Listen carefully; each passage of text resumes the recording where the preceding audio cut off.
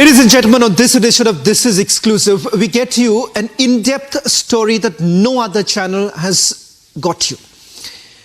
In the national capital, to be specific, in northeast Delhi, the condition of government-run schools are questionable, particularly about these schools where benches are broken, especially in classrooms from 1 to the 3rd standard, where the condition is absolutely startling.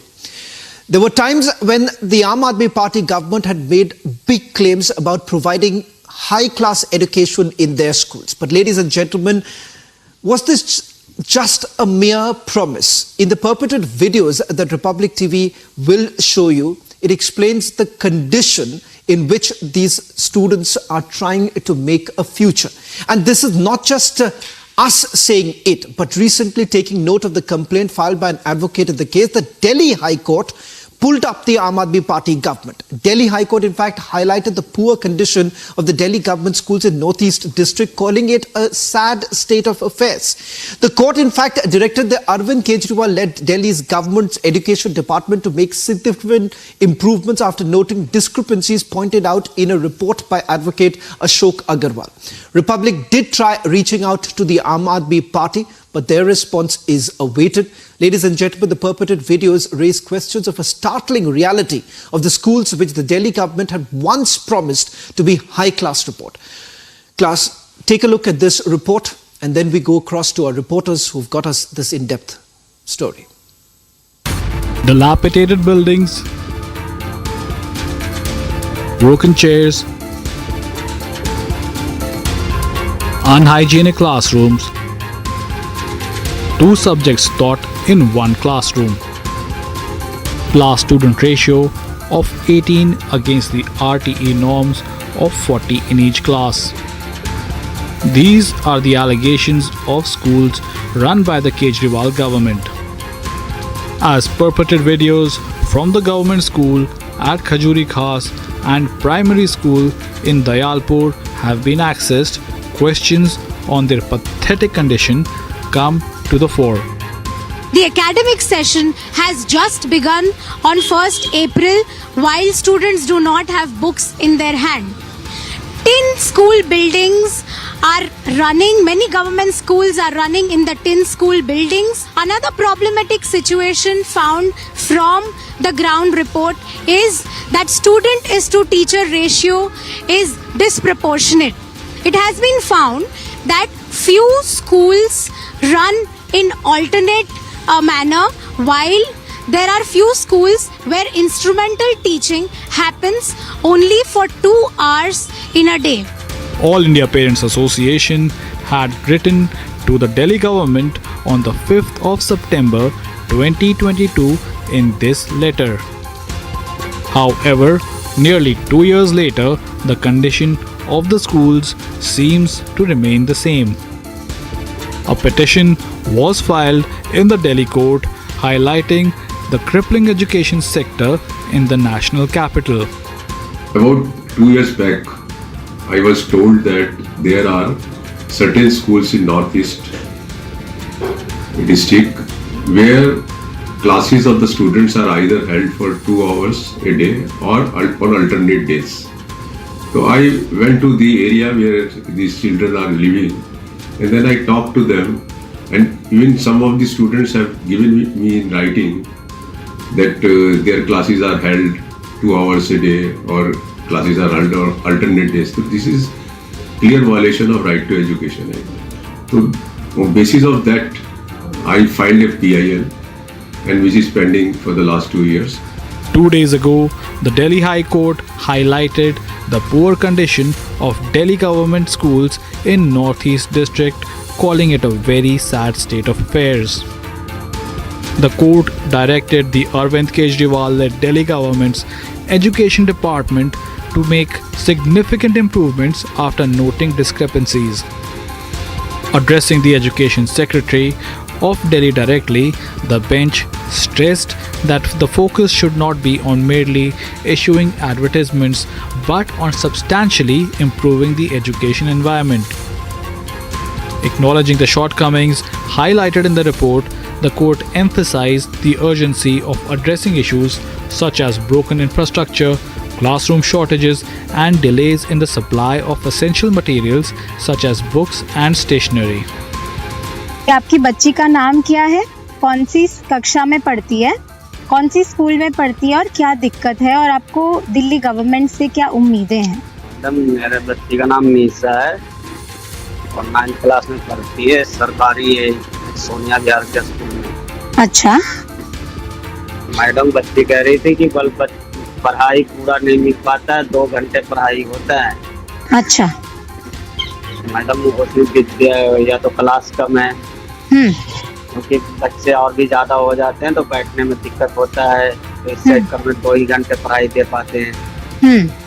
The BJP is asking answers from the Aam Aadmi Party. Actually, Aam Aadmi Party government is in a consistent habit of creating falsification and making a false claim. Right from their inception at the time of India against corruption, now they have become a symbolism of falsification. Same thing is reflecting in their district. Republic did seek answers from the Aam Aadmi Party, and the AAP is yet to respond to the claims. But the purported videos raise questions of a startling reality of the schools which the Delhi government had once promised to be high class. Bureau Report, Republic TV.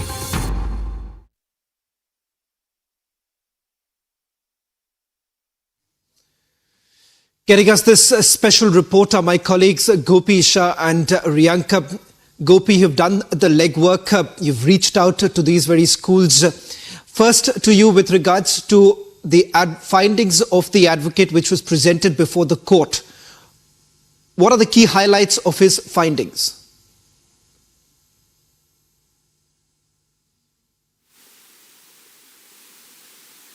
Basically, this particular report focuses on the Northeast Delhi schools, and there were 14 schools which were visited. And apart from schools visit, if you look at what the report is saying, it says that there were 4 MCD schools, primary schools, based in Khajuri Khas, Dayalpur and Shivpur. These schools, over 6 lakh students did not have books in the beginning of the academic session. The new academic session, in fact, began on 1st April. Teacher is to student ratio is also disproportionate, which results into classes which are being taken on alternate days, or there are only 2 hours of instrumental classes that are happening. Apart from this, one needs to understand that Northeast Delhi has over 1.45 students. They cannot be accommodated in 26 school buildings, which is happening right now. Another finding from the report is there was a building made of tin. Now imagine in the scorching heat, students are sitting under the tin building, which is against what the RTE of 2009 envisages. So this clearly violates the RTE and Article 14, 21 and 21A of the RTE 2009. Back to you. Right. Well, thank you very much, Gopi, for getting us that special report. Let me also quickly bring in my colleague Riyanka, who's been tracking the story very closely. Riyanka, an attempt was also made to reach out to the Aam Aadmi Party. Remember, the Aam Aadmi Party have also made certain claims with regards to the conditions of these very schools. What is the position of the party?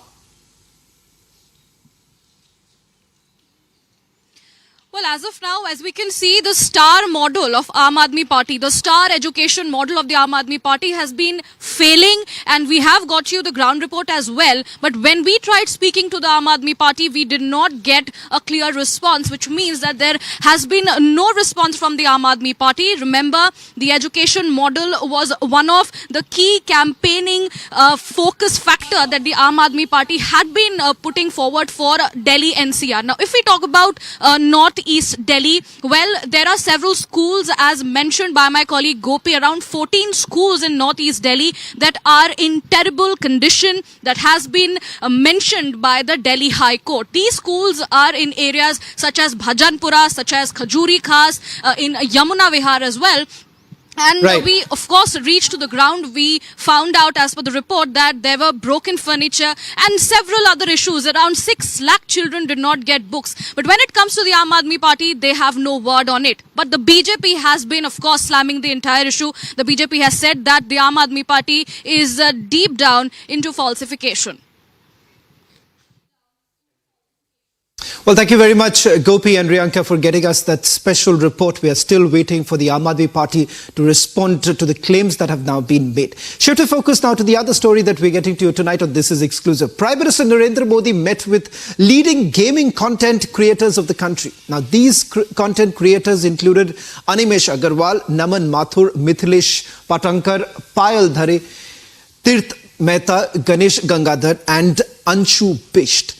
Prime Minister Modi, in fact, discussed the future of the gaming industry in India. He even played some games with the content creators. Now, the bigger picture here is that just ahead of the Lok Sabha elections, is there a brand Modi that is coming into picture? First, watch this video that has gone completely viral, and then we also get you the Esports Federation of India Director Lokesh Suji. In fact, we'll try and see if Mr. Suji has already joined us on this broadcast. We'll first quickly get in a word from Lokesh Suji about the gaming industry itself and what does this essentially mean. Mr. Suji, thank you very much for joining us on this broadcast.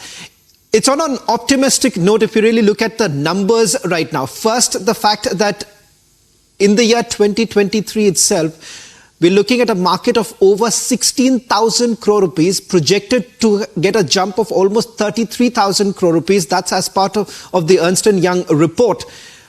What message is being sent across by the Prime Minister from this meeting that he's had? Namaste, everybody. Thank you for having me here. See, one very good thing about our Honorable Prime Minister is that he whatever he touches, it becomes gold, right? So our esports industry was kind of, we had not seen his golden touch of hands till date, and very happy, very excited that finally the moment has arrived wherein Modi ji he himself got involved. He played certain set of games, and he acknowledged the potential of esports.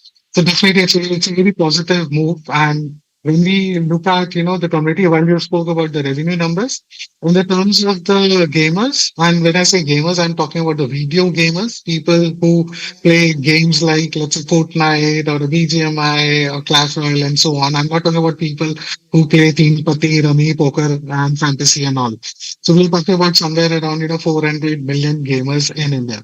So with that kind of a community and that kind of a potential, India is poised to become a very stronghold for esports and video gaming.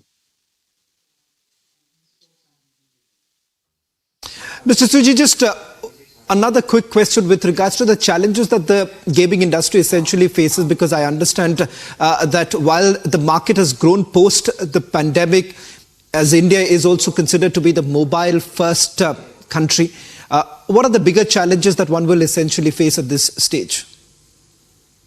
See, very honestly, one is the misconception that if you're playing video game, you are playing online gaming or Teen Patti, Rummy, Poker or Fantasy.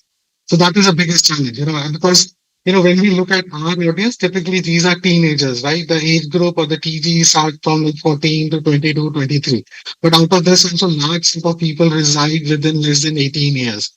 So these people and these gamers or these esports athletes, when they get involved into playing video games, definitely this is an age, just like, where, parents provide sport if you are playing cricket or basketball or badminton or lawn tennis. So that is the kind of a support which our gamers also need.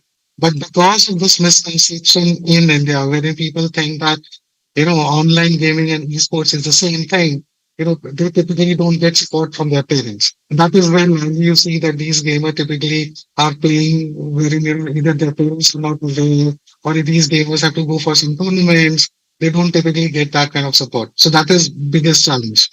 And the second is, when this perception percolates down to schools, colleges, and even the government offices.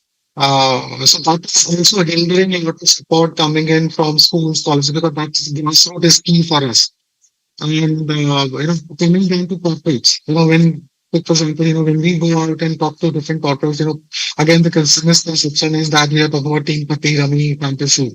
And largely the brands don't want to associate with those kind of things. Whatever having said in this, said and done, these kind of things you need to become really positively. Now, last year our government did acknowledge esports and categorize it separately and put it into the Ministry of Youth Affairs and Sports. So that was a big move. So these are two particular, just challenges as far as the Indian market is concerned. And hopefully with now, obviously Modi meeting our gamers and, it's become the talk of the town today. This definitely will open up a lot of avenues from not only the corporates or the enterprises, but the biggest support coming in from the parents. Well, thank you very much, Mr. Suji, for getting us the latest details and also putting this into perspective. Undoubtedly, the gaming industry, which looks at this major surge in the years to come, only means much more promise for those who are part of the industry. Slipping in a short break, on the other side, we get you this exclusive interview coming up with Union Minister V. Muralidharan.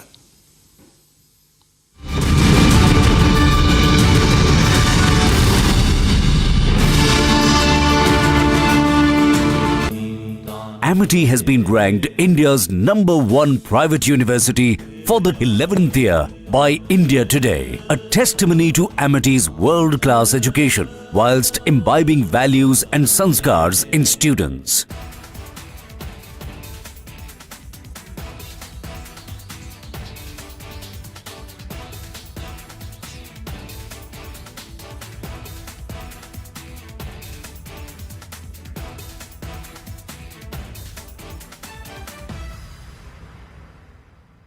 ये academy है, नव शक्ति academy, जो सरकार चला रही है इसको।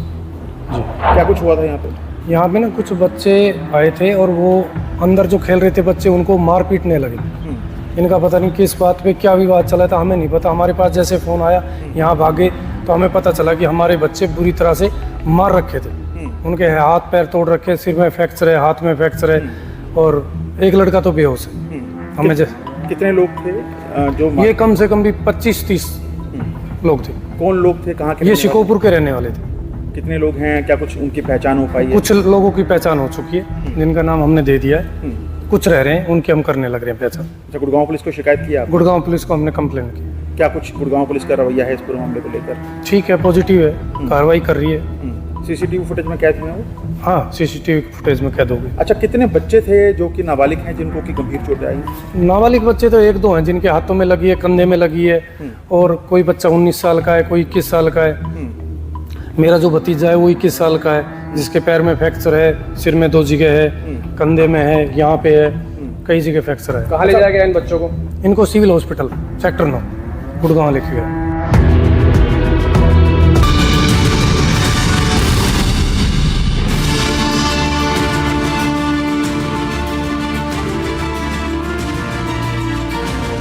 Welcome back, viewers. Union Minister V. Muralidharan, who accused Kerala's Communist Party of India of threatening him during his election campaign ahead of the Lok Sabha polls. Now, the Union Minister also alleged that the CPI goons even attempted to attack the campaign vehicle and hurled abuses at him. Now, joining us live is the Union Minister himself, Mr. V. Muralidharan. Good evening, sir. Many thanks for joining us on Republic TV. Sir, as part of your poll preparations for the upcoming Lok Sabha elections, during a campaign trail, you were attacked by CPI goons. So what do you have to say about that? No, yesterday while I was on the campaign trail, there was an attempt to, in a way, disturb the campaign. An effort was made, the visuals are also there. An effort was made by a few people to create disturbance in the campaign. In fact, they tried many times to provoke those BJP workers who were part of my campaign, but we, in a utmost restraint, we decided not to have any to make it an issue, but we have taken it up with the Election Commission and the law enforcing authorities. And this is not the first time.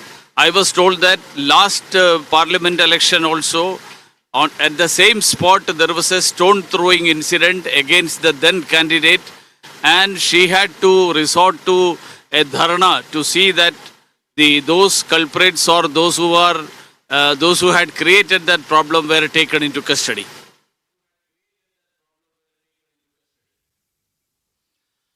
Also, sir, if you could detail to our viewers about how the BJP is preparing for the Lok Sabha elections, because Kerala is one southern state that the BJP will look to make some inroads this time around. Yes, of course. In Kerala, we are now contesting the elections in alliance with BDJS, which is a backward class organization, basically. And with out of the 20 seats, BJP is contesting 16. They are contesting 4. And we have, other than me, the Union Minister Rajiv Chandrasekhar is contesting. The state president is contesting against Rahul Gandhi. The All India Secretary of BJP, Anil K. Antony, is contesting in Pathanamthitta. So we have a candidate list which is, I can say that a very active, very dynamic candidates list. And we hope that as Prime Minister announced during his campaign last time when he came to Trivandrum, that BJP will graduate from the double-digit vote share that we had last time to double-digit seats.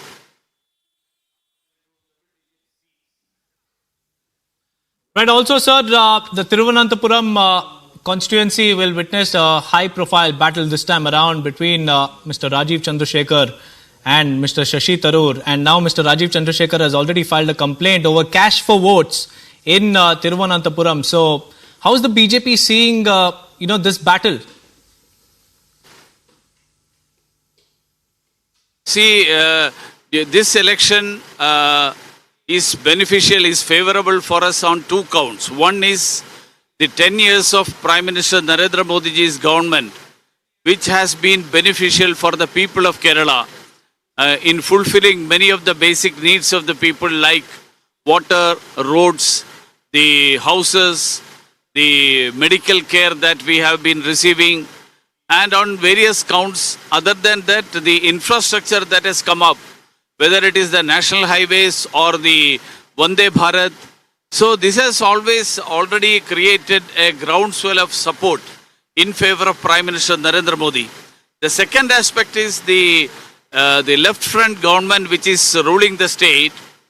They are becoming synonym of corruption and nepotism and violence.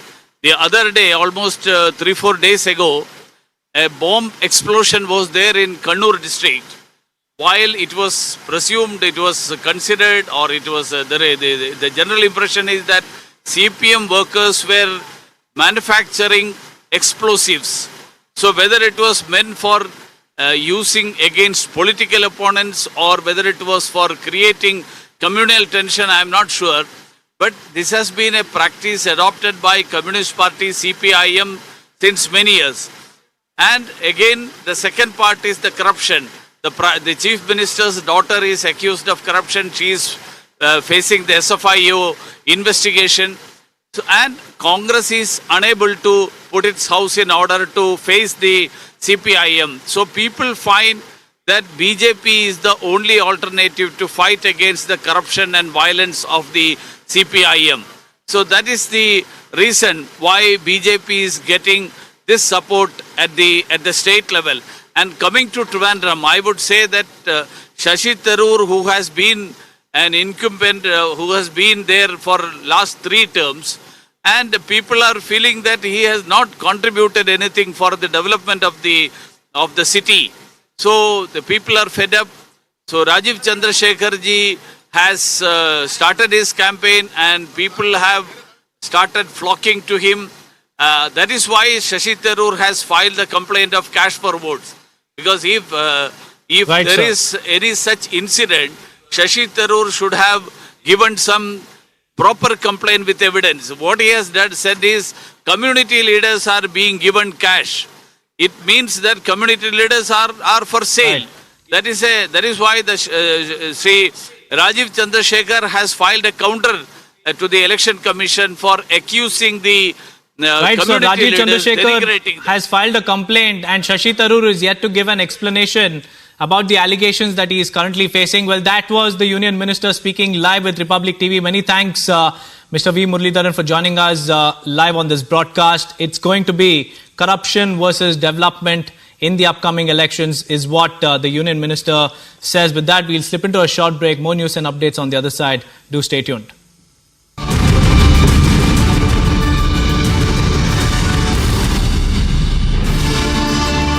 ये academy है, नव शक्ति academy, जो सरकार चला रही है इसको। जी, क्या कुछ हुआ था यहाँ पे? यहाँ पे ना कुछ बच्चे आए थे और वो अंदर जो खेल रहे थे बच्चे, उनको मार पीटने लगे। इनका पता नहीं किस बात पे क्या विवाद चला था, हमें नहीं पता। हमारे पास जैसे फ़ोन आया, यहाँ भागे तो हमें पता चला कि हमारे बच्चे बुरी तरह से मार रखे थे।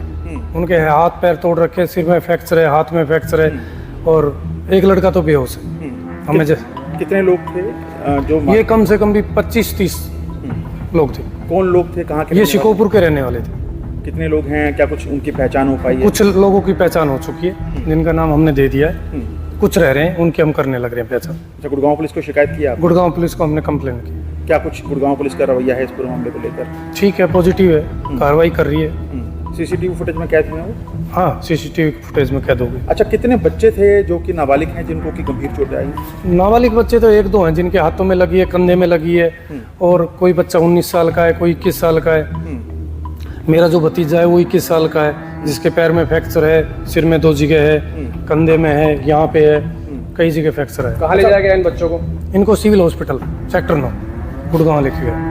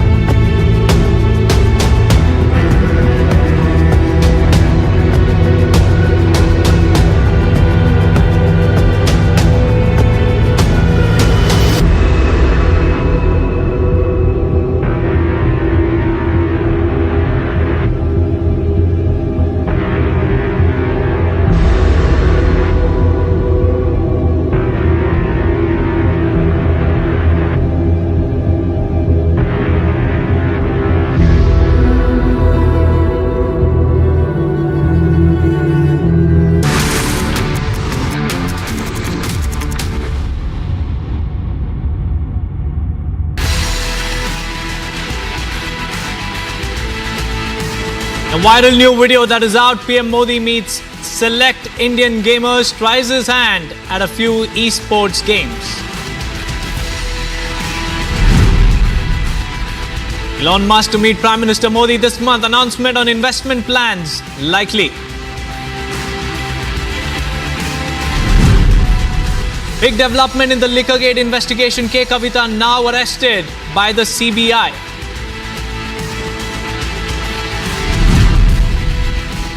Top sources say Kejriwal is likely to be taken into CBI custody after his judicial custody ends.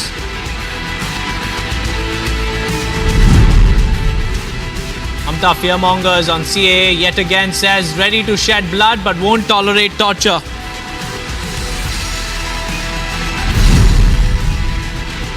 Prime Minister leads BJP's campaign from the forefront, holds big rallies and mega road shows in Uttarakhand.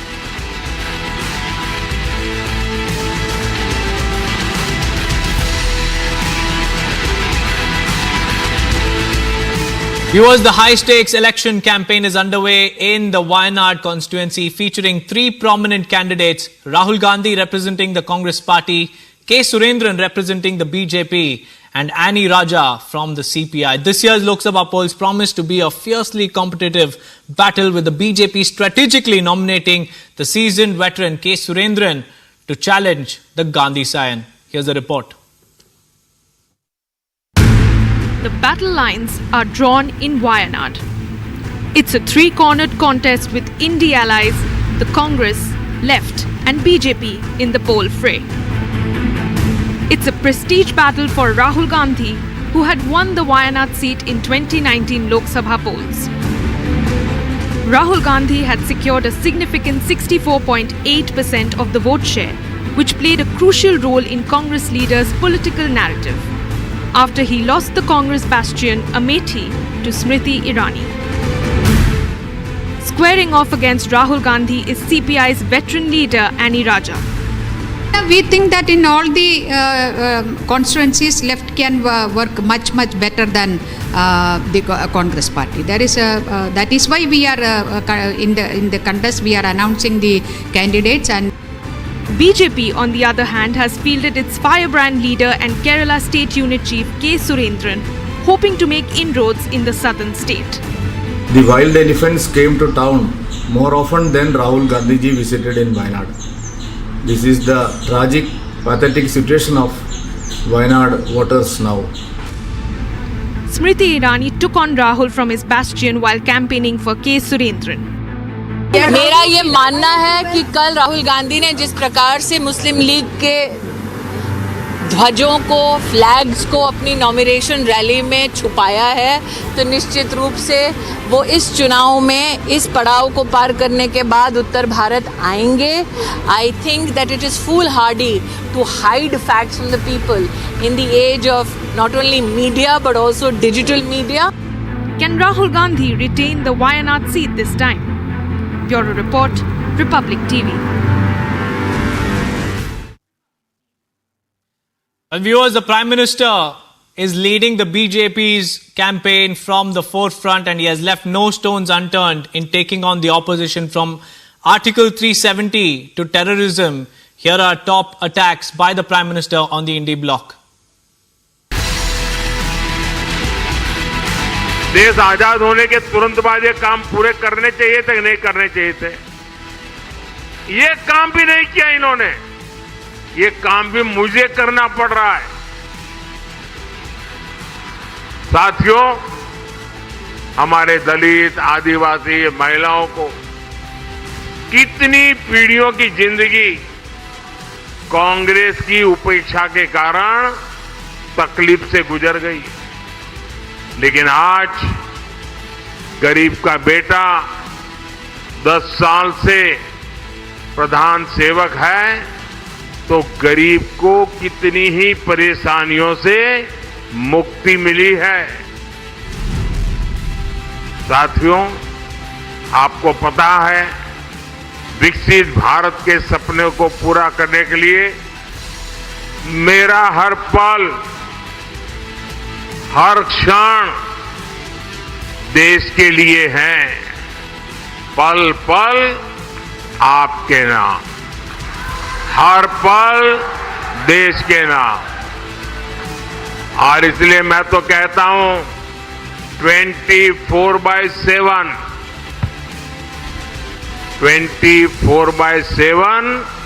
For 2047.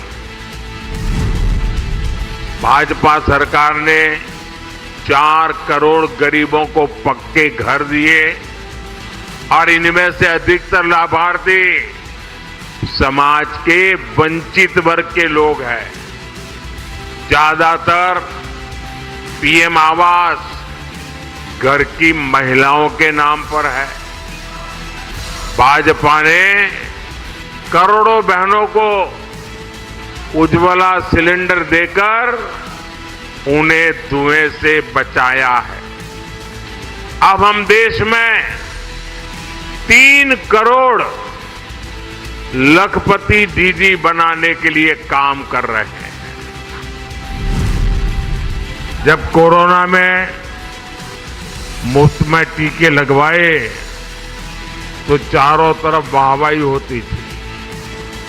लेकिन आपको जानकर के खुशी होगी कि पशुओं का भी मुफ्त टीकाकरण का अभियान हजारों करोड़ रुपए खर्च करके किया जा रहा है। Viewers, let's now talk about the Jorhat Lok Sabha constituency because it will be the battle of the two Gogois for this seat. While the BJP candidate Tapan Kumar Gogoi is seeking a re-election, Congress's Gaurav Gogoi is leaving no stones unturned to win the hot seat as it goes for polls on April 19th. Republic tracks the pulse of the voters in the cultural capital of Assam. Take a look at this report. It's a fierce battle between two Gogois in Jorhat, the cultural capital of Assam. Known as the cultural capital of Assam, the Jorhat Lok Sabha constituency in Upper Assam is now a hot seat as far as the 2024 Lok Sabha elections are concerned. Going to the polls on the first phase, 11.5 lakh people will exercise their franchise in Jorhat Lok Sabha constituency. Jorhat, that had been a Congress bastion in the past, but BJP had won the seat twice since 2024. With the Ahom community making up 32.25% of the total electorate, both Gogois are heavily relying on the support of the community. Incumbent BJP MP Tapan Kumar Gogoi has made development his poll plank this time. He hasn't said anything about Assam. He said about Manipur. He criticizes Narendra Modi ji. And I have asked all of them. He has done nothing for these people. People are willing to support BJP. People are willing to support Narendra Modi ji. People are willing to support Himanta Biswa Sarma ji. So I am confident Tapan Gogoi will be the winner. See, Jorhat people, they are very much aware, they are conscious. If you compare the last term when Congress was in power and now after BJP came into power, so there's a vast difference. People have witnessed it, and this is why people are always ready for development and they are always ready for BJP. Congress candidate Gaurav Gogoi has invoked his father, former Chief Minister Tarun Gogoi, who represented the Jorhat constituency thrice in Lok Sabha since 1971. Well, the BJP practices the politics of fake news. The parliamentary record is public. Anyone can see on what issues I have raised. They practice fake news. We practice the politics of facts and truth. We are honest with the people. What we have done, we are honest with it. What we have not done, we are honest with it. And we are clear and specific about what our goals and vision are for the people of this constituency. It's a government, the Gaurav Gogoi versus the Assam government. The contest is they have made like that, the state government. Gaurav Gogoi as a Congress candidate because he is the strongest voice in the parliament. So people, those who have seen his performance in the parliament as a parliamentarian, they are going to vote him. In 2019, Tapan Kumar Gogoi won the seat with over 5 lakh votes and became MP from this seat, defeating Congress candidate Sushanta Borgohain with a margin of over 82,000 votes. Bureau Report for Republic TV. Let's now take a look at other important stories that we are tracking at the moment.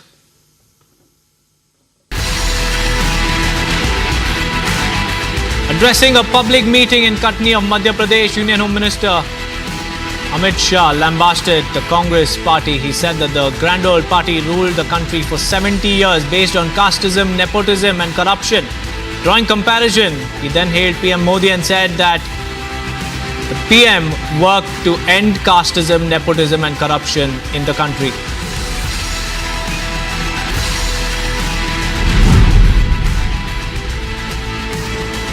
BJP National President JP Nadda launched Sikkim's manifesto in Gangtok. He said that people have to look at the mainstream party and that is the BJP. He appealed to the people of Sikkim to bid goodbye to corruption and let lotus bloom again.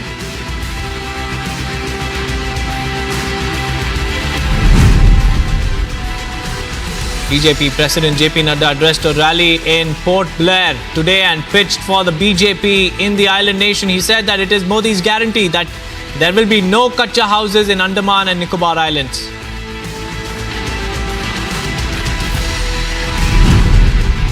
BJP Lok Sabha candidate from Mandi, Kangana Ranaut, said that new people and outsiders should be given a chance. She also drew parallels and said that in the film industry as well, she had to struggle with the dynasty politics.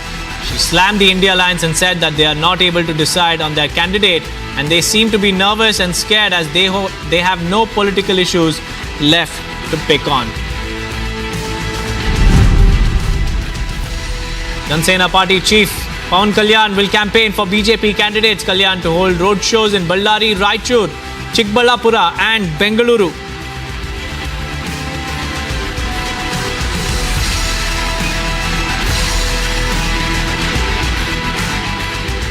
Now let's talk about the BJP National President's election schedule, because today JP Nadda released the party's manifesto for Sikkim Assembly Elections 2024. The centre is planning a mega developmental push in Sikkim, which includes an Indian Institute of Management, National Institute of Design and also Institute of Hotel Management. JP Nadda added that Northeast is at the forefront of PM's vision to take India forward. Listen in to what JP Nadda had to say.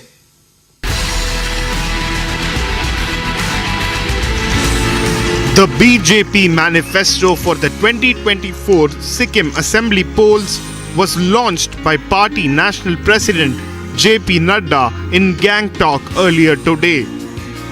JP Nadda then highlighted the plans the centre had for the northeastern state. We will establish an Indian Institute of Management of world class here in Sikkim. We will establish National Institute of Design for the development and for vocational in Sikkim. और उसी तरीके से यहाँ के युवाओं को potential देने के लिए और टूरिज्म को बढ़ावा देने के लिए इंस्टीट्यूट ऑफ होटल मैनेजमेंट को भी हम यहाँ स्थापित करेंगे. He further added that the earlier governments had isolated and ignored Sikkim, whereas PM Modi had a clear plan for the Northeast. Bureau Report, Republic TV.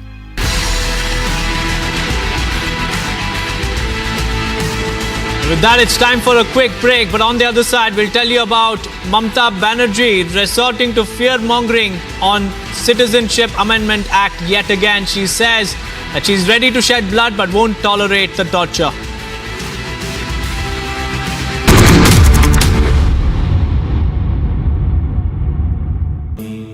Amity has been ranked India's #1 private university for the 11th year by India Today, a testimony to Amity's world-class education whilst imbibing values and sanskars in students. And now it's time for the nation's sharpest opinion.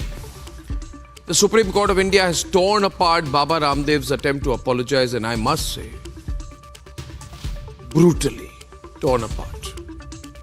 Court has used the words, "We will rip you apart." Now, these kind of words being used by the Supreme Court of India, you can imagine. Supreme Court seems very inclined to heavily penalize Patanjali for misleading and misguiding the public with false advertisements. And I cannot agree more. The public cannot and must not be misled. The Supreme Court has also said to the representatives of the Uttarakhand government that it would rip it apart for inaction. Rip it apart for inaction. Very strong, very sharp words, ladies and gentlemen. Unusual words from the court.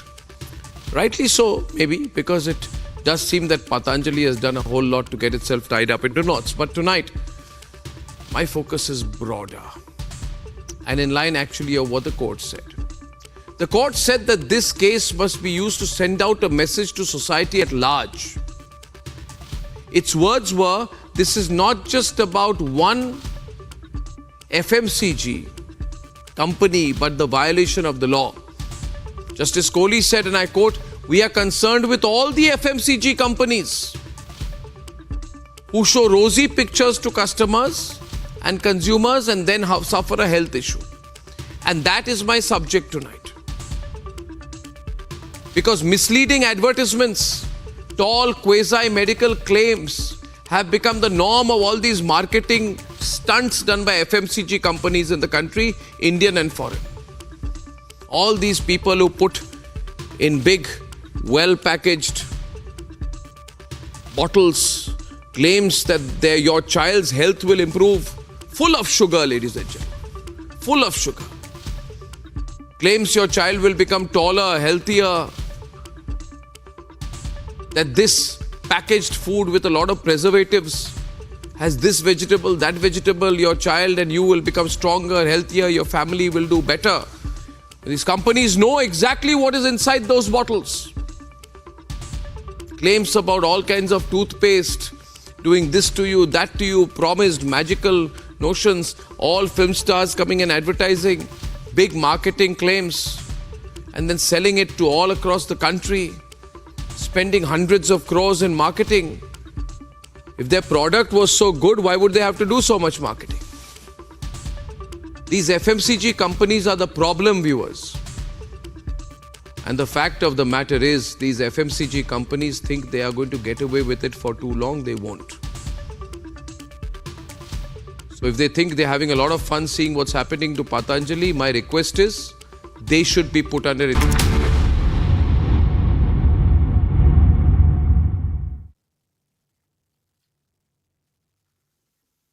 Welcome back, viewers. The battle for Wayanad will be one of the most interesting contests this election season.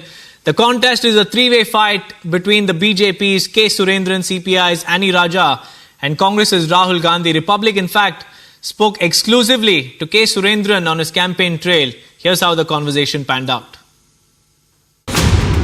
Kerala BJP President K. Surendran is all set to take on Rahul Gandhi in Wayanad. Amidst infighting in Congress Left Alliance, K. Surendran will challenge Left's Annie Raja and Congress's Rahul Gandhi. Republic walked the campaign trail with K. Surendran in Wayanad.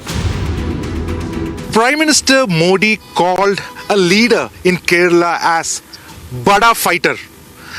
And today we are joined in a conversation with this Bada Fighter. So when Modi called you Bada Fighter, what went through your heart? What did you feel? No, naturally the party workers here in Kerala fighting against the LDF, UDF, criminalism, vandalism, corrupt practices. So all our Karyakartas are Bada fighters. Now, for me, you can see that more than 242 criminal cases against me. Why they are taking such cases? So we are fighting for the nationality, prosperity of India, and we are fighting for the goodwill of the public. We are right now in the junction. Left we take to Manandawadi. Straight we are going towards Mysore. When you look at this, are you happy with the development? No. Actually, this is the most undeveloped districts in Kerala. No good roads, no colleges. Professional colleges, no industry, nothing is there. This is a very big tourism destination. You consider the whole country. This is a very number one tourism destination, but there is no tourism industry. So the LDF and UDF, last 10-15 years, this constituency with Congress party. Last 5 years, Rahul Gandhi, their total leader. But totally neglected this constituency. So people are very much fed up with these ruling and opposition parties in India. Will Surendran oust the Congress sign from his constituency? Find out on June 4 with Republic.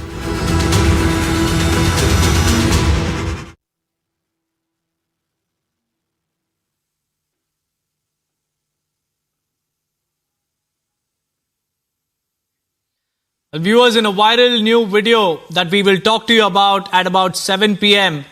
Do stay tuned for that. But let's shift our focus now on Maluk Nagar, who has resigned from the BSP and joined the RLD in the presence of party chief Jayant Chaudhary in Delhi earlier today. After joining the RLD, Maluk Nagar stated that he had raised multiple issues in the parliament, rising above party and politics. Meanwhile, the RLD chief Jayant Chaudhary emphasized on the importance of fostering unity within the party ranks.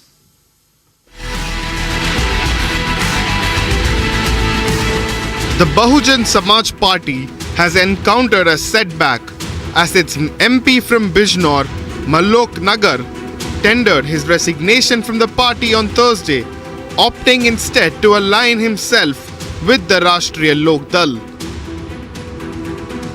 Nagar joined the RLD in the presence of party chief Jayant Chaudhary and then addressed the media. मैं MP जब बना तो RLD का बहुत बड़ा योगदान था, समाजवादी का भी योगदान था और BSP तीनों मिलकर लड़ रहे थे। जब मैं MP बना, जयंत जी की बहुत महत्वपूर्ण भूमिका थी। जयंत जी ने मेरे लोकसभा के 5 विधानसभाओं में अलग अलग विधानसभाओं में बड़ी बड़ी मीटिंग करी। यही कारण था कि पिछले 25 सालों से पश्चिम उत्तर प्रदेश में मेरे पूरे होर्डिंग पुते हुए पटे पड़े रहते थे। नहीं, ऐसा नहीं। अल्पसंख्यक की बात करना हमारे देश में कोई गुनाह थोड़ी है, करनी चाहिए बात। तो टोटल 51% जो रिसोर्सेज, एक विधायक के पास रिसोर्सेज जो उनके डायरेक्शन से लगाए जाते हैं सीधा, उनके सुझाव पे और उनके प्रस्ताव पे जो काम होते हैं उनकी निधि से होते हैं। 51% वो अल्पसंख्यक के और अनुसूचित जाति के लोगों के बीच वो अपनी निधि लगाएंगे। हमारी पहली पार्टी है जिसने अपने विधायकों को इस तरह से कहा है और ये हमारी सोच को दिखाता है, दर्शाता है। समाजवादी जी के पार्टी के मैनिफेस्टो को मैंने अभी पूरी तरह से पढ़ा नहीं है, टू बी वेरी ऑनेस्ट। कल भी मैं मीटिंग्स में था, अभी मैं यहाँ से जाऊँगा। डॉक्टर महेश शर्मा जी के क्षेत्र में भटौना गाँव में मीटिंग है। Malok Nagar's move comes after the BSP denied Nagar a ticket to contest from Bijnor, prompting him to seek political avenues elsewhere. Bureau Report, Republic TV.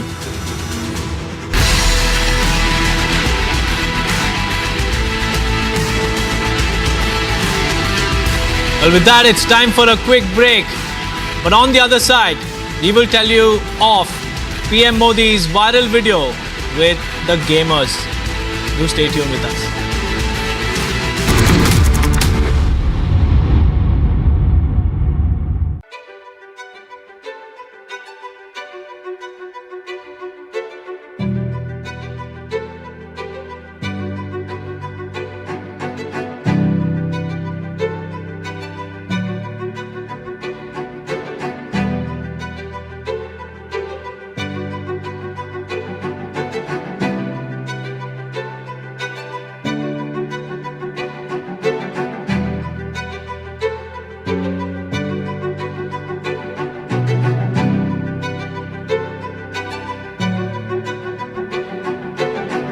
Today we looked at our 3 resident sea turtles in the giant ocean tank, the most famous of which is Myrtle, our green sea turtle, who's been here at the aquarium for 50 plus years, and her 2 roommates in the giant ocean tank, 2 loggerhead sea turtles. And this is part of their long-term health care.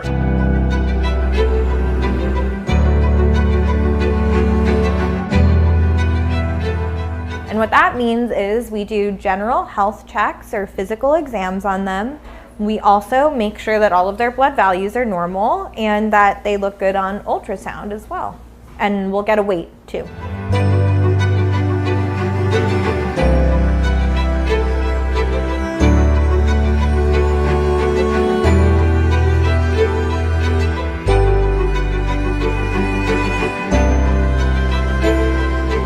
On her physical exam, her eyes were clear, her nose was clear, so was her mouth and her oral cavity, her tongue and the tissue in the back of her mouth was all nice and pink, which is important because it tells you about perfusion and the red blood cell count level.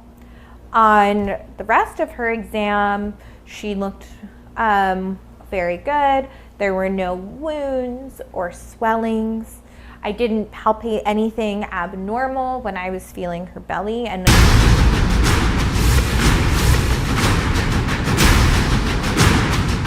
क्या ममता दीदी घुसपैठ बंद करेगी क्या?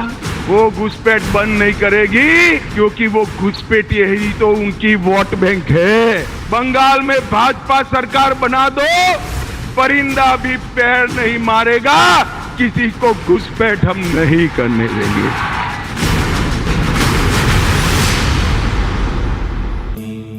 Amity has been ranked India's #1 private university for the 11th year by India Today, a testimony to Amity's world-class education whilst imbibing values and sanskars in students.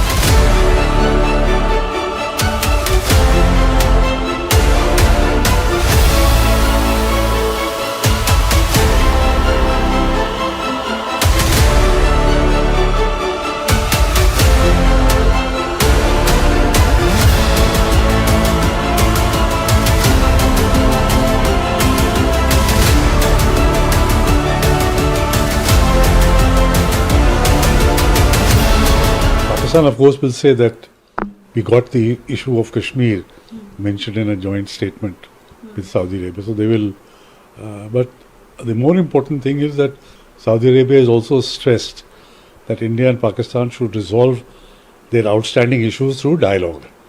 And this has been India's consistent position, that we don't want any third-party interventions. We are not talking about UN resolutions, but bilaterally to resolve the dispute. And this is what we've been telling Pakistan. So this has been given recognition in this joint statement to resolve the issue bilaterally. I don't think so there's any impact as such, because Saudi Arabians have followed whatever India's position is. So I think it's a plus point rather than seeing it in any adverse light. देखिए ये तो बहुत ही welcome statement है और ऐसी expected है Saudi Arabia से, जो कि भारत का बहुत अच्छा और डीप गहरा मित्र बन गया है. तो किसी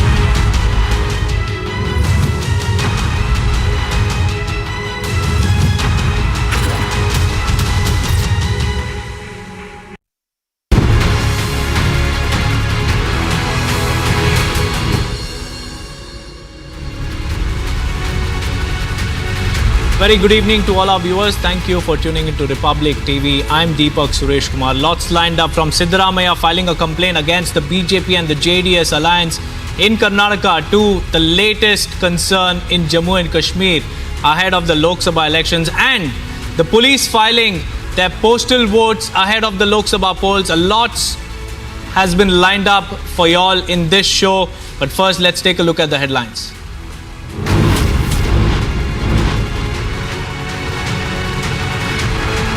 In a viral new video that is out, PM Modi meets select Indian gamers, tries his hand at a few games.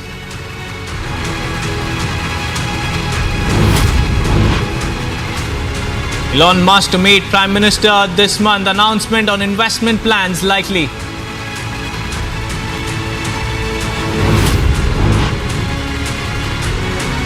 Big development in Liquorgate investigation. K. Kavita now arrested by the CBI.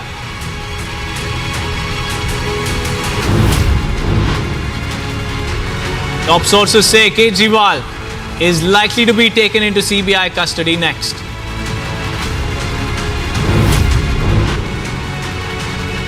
Mamata Banerjee fearmongers on CAA yet again, says she is ready to shed blood but won't tolerate the torture.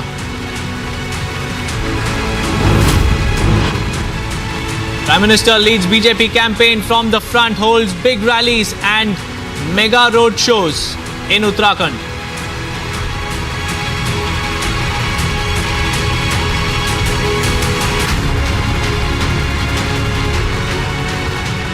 Here's the first biggest story that we are tracking at the moment is the Karnataka Chief Minister who has filed a complaint against the BJP and the JDS alliance, accusing them of trying to tarnish his reputation ahead of the Lok Sabha polls. It all started after a fabricated post mimicking a newspaper article went viral on social media. Here's how it all happened. The battle for Karnataka's 28 Lok Sabha seats intensifies with each passing day. A war of narratives has also taken center stage in the state. On one hand, we have the BJP-JDS alliance, and on the other side, we have Siddaramaiah and DK Shivakumar-led Congress party. Now, in the run-up to the Lok Sabha elections, a certain Kannada news report has been circulating online. The Kannada report allegedly attributes inflammatory statements to the senior leader, attempting to incite communal tensions and tarnish his image. The allegedly fabricated report circulated widely on social media platforms and messaging apps prompted Siddaramaiah to take swift action to prevent any potential harm or misinformation.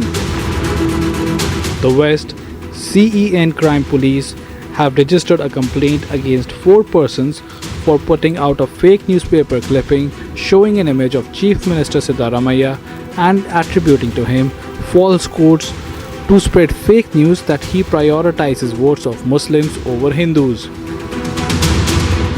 The 4 persons have been identified as Prabhakar Reddy, Vasant Giliara, Vijay Haregu and Pandu Motka.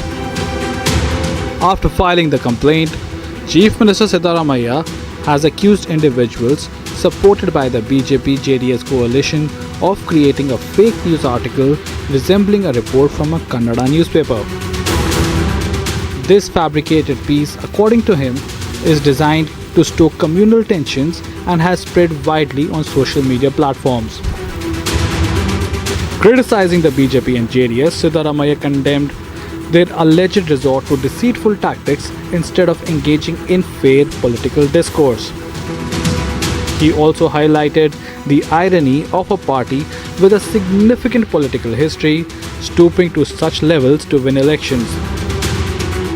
Chief Minister Siddaramaiah urged caution against believing and sharing fake news and promises to pursue legal avenues to identify and hold accountable the creators and supporters of such misinformation. Hours after the complaint, the Cybercrime Police Station of Bengaluru West Division registered a case against relevant sections of the IT Act and IPC and arrested 4 individuals. Bureau Report, Republic TV.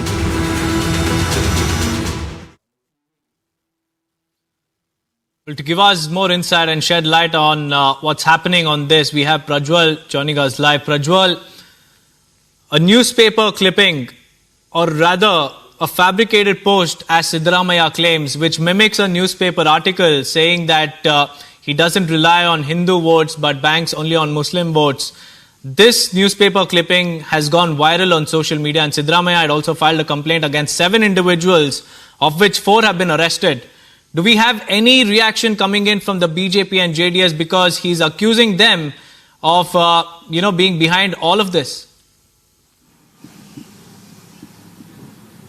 First and foremost, Deepak, the complaint has not been filed by the Chief Minister of Karnataka. It has been filed by the legal cell of the Congress with its representative Harish Nagaraju going ahead and filing a complaint over here as well with the Chief Minister only as a testimony. Secondly, now the complaint has been filed under Section 66, 66C, 66D of the Indian Penal Code under the Information Technology Act. It has also been filed under Section 120B, Criminal Conspiracy, under Section 153A, which is trying to go ahead and incite enmity between two groups as well, and also under section 419. So far the BJP has stated that they have absolutely no role to play in it because they have distanced themselves from this particular issue as well, and they have stated that they would not want to go ahead and comment on the issue. And speaking on the same, we also had Dr. Ashwath Narayan, the Deputy Chief Minister, the former Deputy Chief Minister of Karnataka, who stated that they absolutely had nothing because there are basically three groups over here. One by the name of Pandu Modika, secondly BSY supporters Davangere, and thirdly BJP Belagavi district group as well.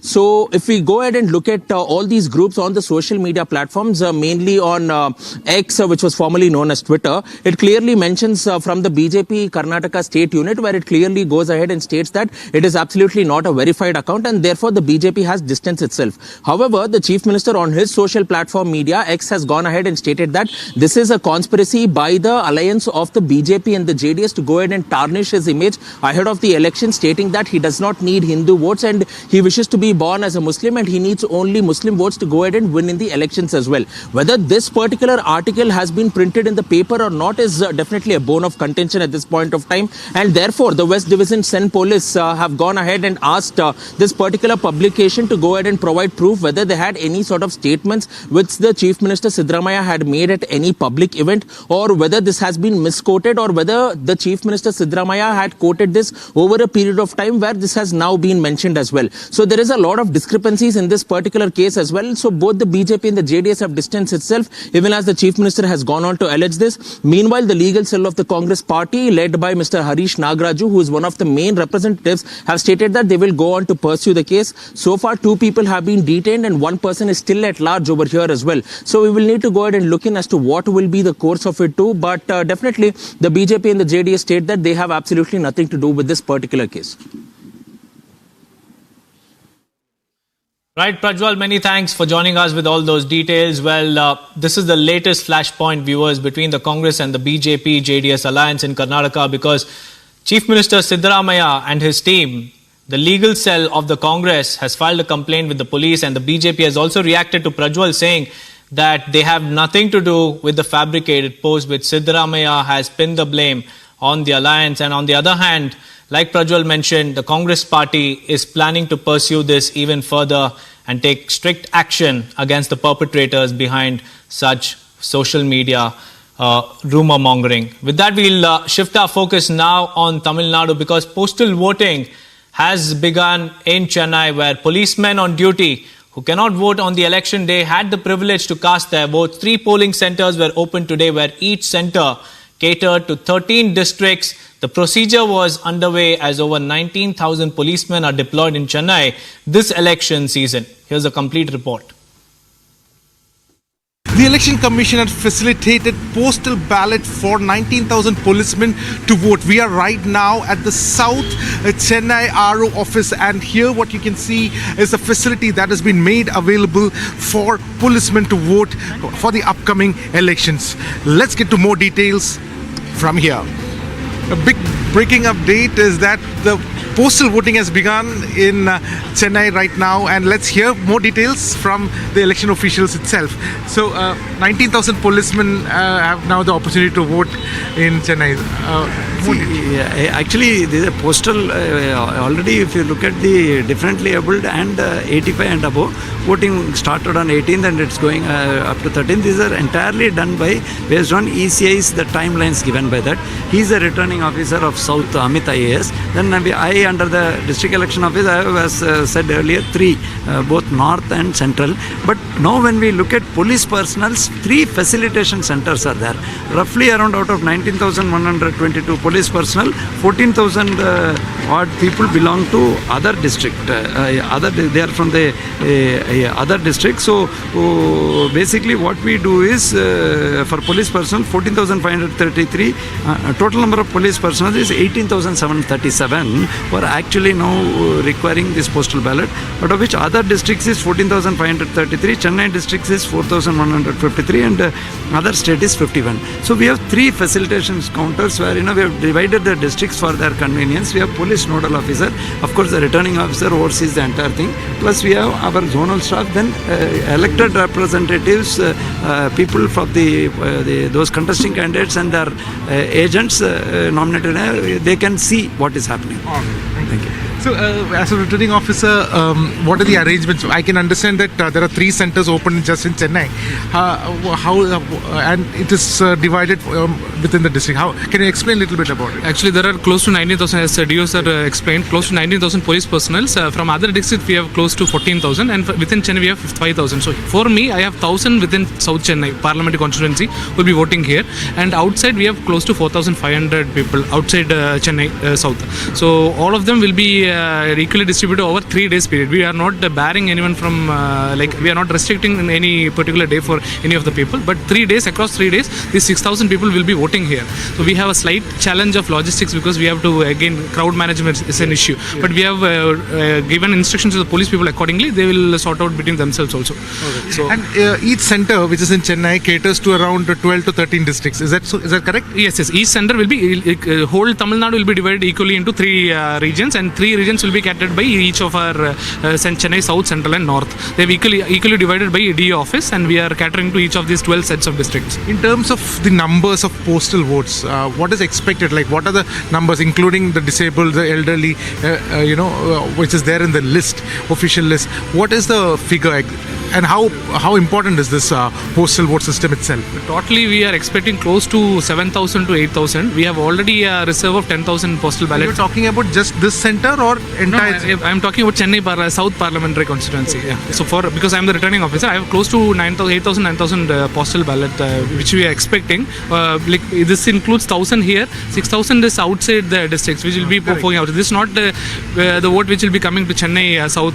For me, other districts and from facilitation center, 85 plus PWD voters all together will constitute around 8,000 to 9,000 postal ballots. And how long will this facility be there available? It will be open for 3 days. We are expecting 3-day window, but probably if the crowd is not still catered to, we'll probably extend it for 1 more day or 2 more days based on our DO instruction and CO office instructions. Thank you so much. Thank you so much. So, an important part of the democratic process of a free and fair election is also accessibility, which essentially means no citizens there's not a possibility of them not voting, and so some of the government servants, 19,000 policemen, will have an opportunity to vote in the next 3 days. Disabled people, elderly people also get to vote in the postal, and similar centers are opened across Chennai, one of each parliamentary constituency. Apart from that, across Tamil Nadu also similar centers are functioning, ensuring that maximum number of voters can use their mandate to vote for the party that they wish for. With video journalist Nandakumar, Ashwin from Chennai for Republic TV. Well, remember viewers, Tamil Nadu will be going to polls in the phase 1 of the Lok Sabha elections, and just in the run-up to that, 3 centers were facilitated for 19,000 policemen along with the specially able to cast their votes, and it's an important democratic process that was given prominence today for the policemen as well. With that, we'll shift our focus now on Jammu and Kashmir, because Jammu and Kashmir is also gearing up for the Lok Sabha elections. The constituencies in J&K will go to polls in phase 3, and as the preparations are gathering pace, there's a new concern and a pertinent concern that needs to be addressed on a war footing. Watch this report to know more. Viewers, we are just a few days away from the phase 1 of Lok Sabha polls. Jammu and Kashmir is also scheduled to go to polls in phase 3 of the election. And even as the preparations are underway, security agencies are on high alert. The concern largely revolves around the lack of adequate security forces and active terror groups in the region. In fact, the concern is not only based on a single agency input, but a corroborative analysis of the situation on the ground. Furthermore, 3 sources in the civil and police administration have confirmed to Republic TV about serious security concerns raised by them. The authorities have also been informed about the same. Sources have told Republic TV that any untoward incident would have a negative impact on the upcoming elections. Another source has termed the lack of adequate paramilitary forces on the ground in Pir Panjal and South Kashmir. The reason why this concern is alarming is because forces will be deployed for other Lok Sabha seats in Jammu and Kashmir as well. Let's tell you what has happened so far. 33 soldiers and 7 civilians have been killed since 2021. Post-October 2021, terrorists have carried out various attacks in Poonch and Rajouri, resulting in the loss of 33 soldiers and 7 civilians. So the need of the hour right now is the adequate security deployment.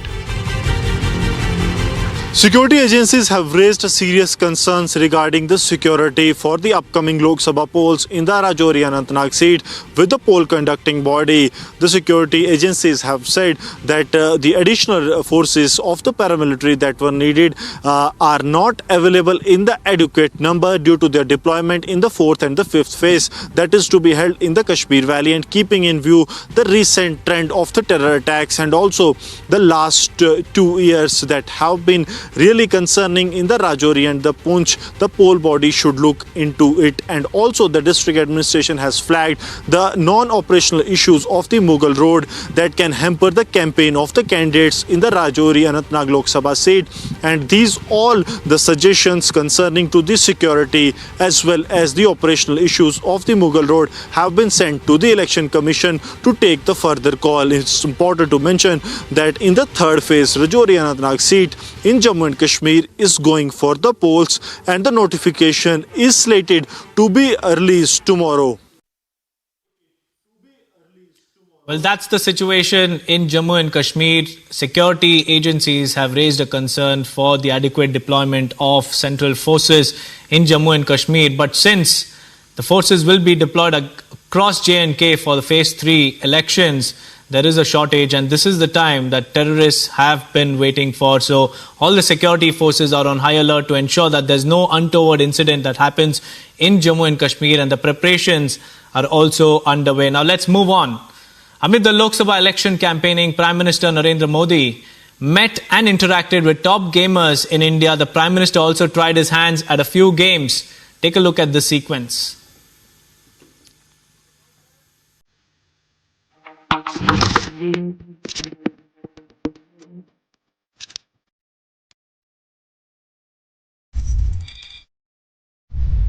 We are here for a big moment.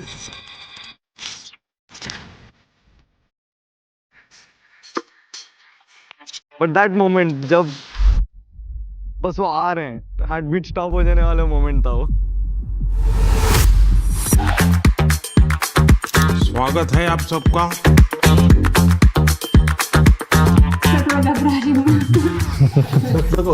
अच्छा होने दीजिए. 1-on-1 जब उनसे साथ में मिले, हमें लगा ही नहीं कि हमारे एज में इतना डिफरेंस है. मैं कलर करके बाल वाइट करता हूँ ताकि बिना लोगों के लगे कि मैं बेचो हूँ. पीएम सर से बात करते हैं तो ऐसा ही लगता है कि हम हमारे एक फैमिली मेंबर से बात कर रहे हैं. 2019 में आई थिंक मैं बोलता हूँ कि गेमिंग काफ़ी स्पीड पकड़ी, रफ्तार पकड़ा. हमारी जो मिथोलॉजी है जो उसके अराउंड काफ़ी गेम्स डेवलप हो रहे हैं अभी. गवर्नमेंट इज रिकॉग्नाइजिंग हमारी क्रिएटिविटी. सब कुछ मेरे आने के बाद हुआ. क्या आपको फेस करना पड़ता है गेमिंग एंड गैम्बलिंग, इन दोनों की लड़ाई आपके सामने आती होगी, तब आप कैसे हैंडल करते हैं? सर आरएमजी और स्किल बेस्ड गेमिंग को बहुत हाई टाइम हो गया कि डिफरेंशिएट करें. और क्या लगता है लड़कियों का इसमें आना कितना संभावना बढ़ती है? जब मैंने शुरू किया था तो मेरे पास भी 100-200 ऐसे लड़कियों के मैसेज आते हैं कि हमने आपको देख के स्टार्ट किया. हमारे इंडिया में भी लड़कियां टेक फील्ड में और गेमिंग फील्ड में आगे आ रही हैं. ये आप पेन दीजिए. पहले तो निकला. सर बहुत जल्दी कैचअप कर रहे थे. अगर मैं अपने पापा को भी सिखा रहा होता ना, वो फर्स्ट ट्राई में इतना ज़्यादा नहीं कर पाते. पीएम के साथ गेम खेलना आई थिंक ये वंस इन अ लाइफ वाला एक चीज़ हो गया जो मैं आई थिंक कभी नहीं भूल पाऊंगी. वो पुलिस पीएम को गेमर टैग देना चाहिए. तो वो हमें क्या कहते हैं, नमो OP in the chat. Who is the biggest influencer in India? It's our Prime Minister. मैंने उल्टा दोस्तों में फैला दिया था कि खेलो मेरे साथ. मैं बीमार हूँ, तुम भी हो जाए.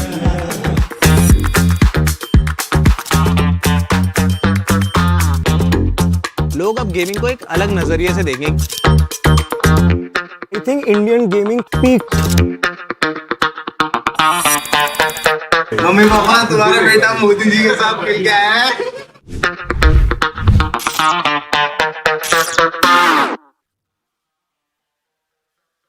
Viewers, what a moment for all these gamers to finally have gotten to meet the Prime Minister himself. The Prime Minister also interacted with these gamers. He tried a few games as well with them.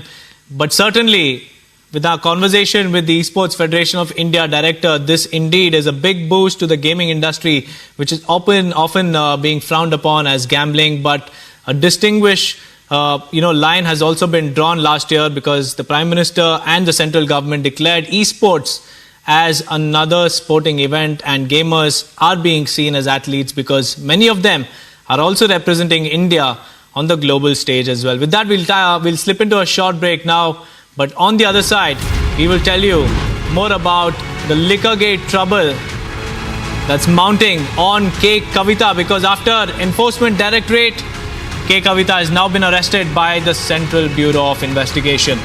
Do stay tuned.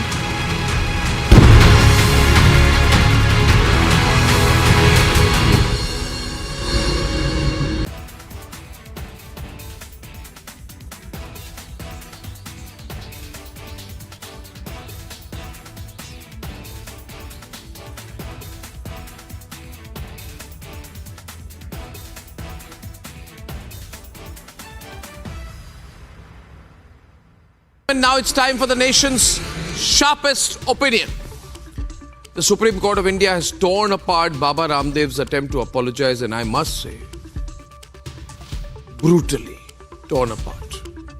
The court has used the words, "We will rip you apart." Now, these kind of words being used by the Supreme Court of India, you can imagine.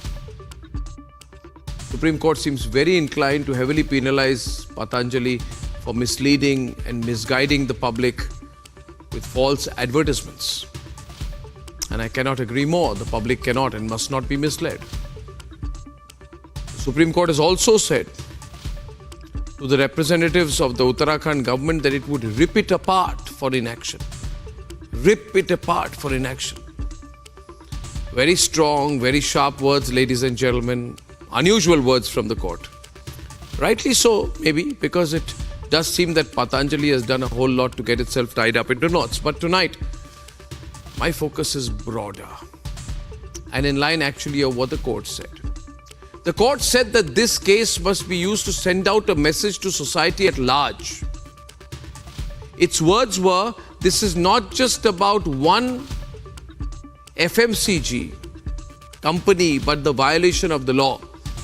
Justice Kohli said, and I quote, "We are concerned with all the FMCG companies who show rosy pictures to customers and consumers and then suffer a health issue." And that is my subject tonight. Because misleading advertisements, tall quasi-medical claims have become the norm of all these marketing stunts done by FMCG companies in the country, Indian and foreign. All these people who put in big, well-packaged bottles claims that your child's health will improve, full of sugar, ladies and gentlemen, full of sugar. Claims your child will become taller, healthier, that this packaged food with a lot of preservatives has this vegetable, that vegetable, your child and you will become stronger, healthier, your family will do better. These companies know exactly what is inside those bottles.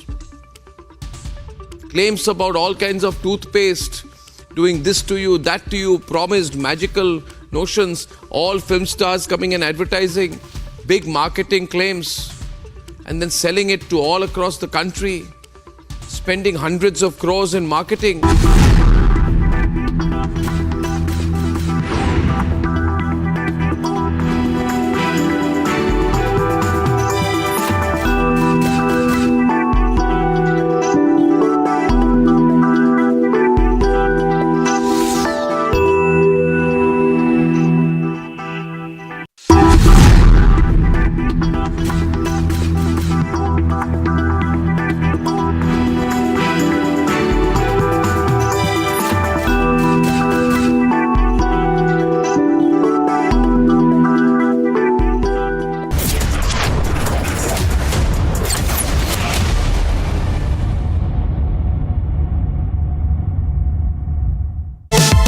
Co-powered by Ashok Leyland. Koi manzil dur nahi. Co-powered by Panasonic AC for smart homes. Intelligence meets art with the all-new Motorola Edge 50 Pro. India cools down in 10 seconds with Hexa Inverter, heavy-duty air conditioner. Higher, more creation, more possibilities. क्या कर रहे हो? तुम्हारे D-Decor fabrics. I couldn't protect these beauties. These beauties need no protection. अच्छा, अब तुम सिखाओगी मुझे D-Decor के बारे में? ये फैब्रिक केयर है, high performance fabrics from D-Decor. Easy clean. Stains को मैं आसानी से पोंछ दूंगी. तुम बस इनको धो. Presenting Fabricare, a new brand of high-performance fabrics from the house of D-Decor. Beauty that needs no protection. हमारी पीढ़ी को तो वोट के बदले में धोखे ही मिले थे. और हमारी पीढ़ी को बस गरीबी हटाओ के नारे. पानी ढोती थी, इज्जत दाव पर लगाकर अंधेरे में शौच को जाती थी, धुएं में आंखें जलाती थी. और फिर हमें मिले मोदी जी कामदार. हमारा दर्द महसूस किया है मोदी जी ने, तभी तो झट से भेज दिए बिजली, पानी, गैस, शौचालय. अब घर में बीमारियां कम हो गई है ना अम्मा? हाँ. दवा का खर्चा घटा है और ढेर सारा समय बचा है. हमारे जैसे करोड़ों निकले हैं गरीबी से बाहर. पर मम्मी भाभी, मोदी जी कहते हैं कि ये तो बस ट्रेलर है, आगे पूरे भारत से गरीबी हटाने की गारंटी है मोदी जी की. और मोदी को जिताना है हमारी गारंटी है. कमल का बटन दबाएं, भाजपा को जिताएं। बढ़ता है, खेलता है, झूलता उछलता है, दौड़ता कभी कभी दौड़ कराता है, आगे आगे बढ़ता है इंडिया, अमूल दूध पीता है इंडिया। कूल फैंस के स्टाइलिश डिजाइन से घर की शान बढ़ाएं। कूल फैंस जो दे आधी बिजली में ज्यादा हवा कम आवाज की है। कूल फैंस स्मार्ट भी स्टाइलिश भी। बड़ी जल्दी याद आ गई, बोर हो रहे हो? नहीं, बस थोड़ा सा मिस कर रहा हूँ। क्या मिस कर रहा हूँ तुम्हें? हैं? अरे बाबा मिस कर रहा हूँ, सुनाई नहीं देता है क्या? खम्मा करनी चीजें जी, miss you too. Mobile phone से लेके इलेक्ट्रिक कार्स तक जिंक देश की हर जरूरत पूरी करता है और धरती का ये तोहफा हम तक लाते हैं माइनस। वेदांता, देश की जरूरतों के लिए। आपका ट्रस्टेड डाबर हनी है अब एगमार्क स्पेशल ग्रेड सर्टिफाइड। जब भी हनी खरीदें, एगमार्क स्पेशल क्वालिटी की सील देखकर ही खरीदें। अब प्योरिटी की पहचान हुई और आसान। एगमार्क स्पेशल हनी, डाबर हनी। मेरा वोल्टा स्मार्ट एयर एसी, ये सुपर साइलेंट चलता और इसका स्लीप मोड बॉडी के नीड के अकॉर्डिंग रूम ठंडा रखता। सो स्मार्ट, शोर कम, काम ज्यादा।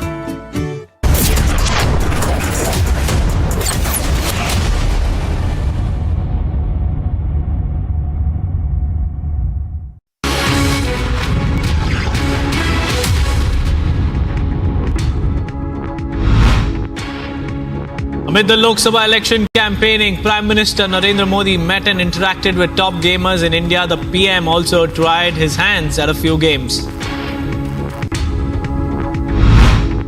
Addressing a rally in Uttarakhand, PM Modi lambasted Congress for questioning the existence of Lord Ram even after being invited to the Ram Mandir Pran Pratishtha, and for now publicly denouncing the destruction of Shakti in Hindu religion. Addressing a public rally in Uttarakhand, Rishikesh, PM Modi talked about the nation now having a strong government, the Mazboot Modi Sarkar, under which terrorists are not spared at all. BJP National President JP Nadda launched Sikkim's manifesto in Gangtok. He said that people have to look at the mainstream party, and that is the BJP. He appealed to the people of Sikkim to bid goodbye to corruption and let lotus bloom. RTE leader and party's candidate from Patliputra constituency in Bihar, Misa Bharti, recently said that if the opposition-led Indie bloc comes to power, all BJP leaders, including PM Modi, will be put behind bars. Her remarks have invited criticism from the leaders of the Saffron Party, who condemned her and called out the Indie alliance for stooping so low. Arvind Kejriwal's bail plea is likely to be heard on April 15 by the Supreme Court. The date of April 15th is mentioned in the tentative list. A big move The CBI has taken custody of Liquorgate accused K. Kavita. She is currently lodged in Tihar jail over a money laundering case linked to the alleged Delhi excise policy scam, which has now been scrapped.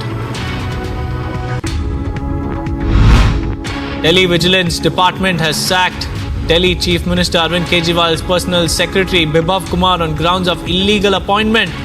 This is a major blow which comes after a double whammy to Aam Aadmi Party after Delhi Minister Rajkumar Anand also resigned as minister and from the party's membership, citing corruption within the Aam Aadmi Party.